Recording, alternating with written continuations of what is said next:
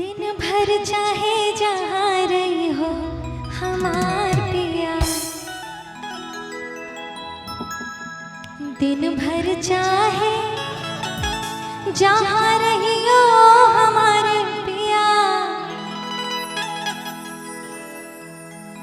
दिन भर चाहे जहाँ रही हो हमारे पिया, और रात के घरे चले आए हो हमारे पिया, रात के घरे चले आए हो हमारे पिया, रात के घरे चले आए हो हमारे पिया, दिन भर चाहे जहाँ रही हो हमारे पिया,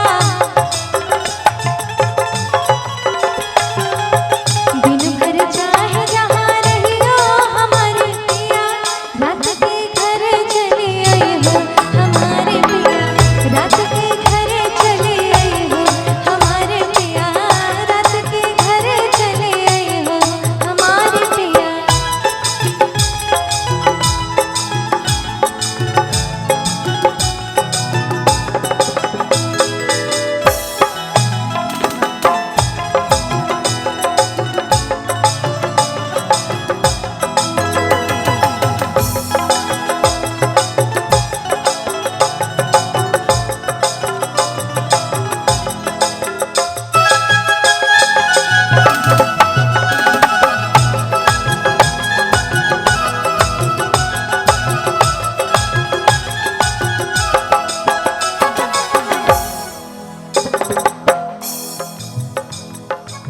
मोहन श्रीवास्तव और गणेश पासवान जी के हजारों पुरस्कार आ रहे हैं।